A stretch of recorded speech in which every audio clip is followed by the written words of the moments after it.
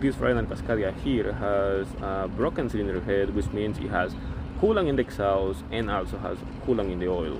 Here you're gonna see how it looks like.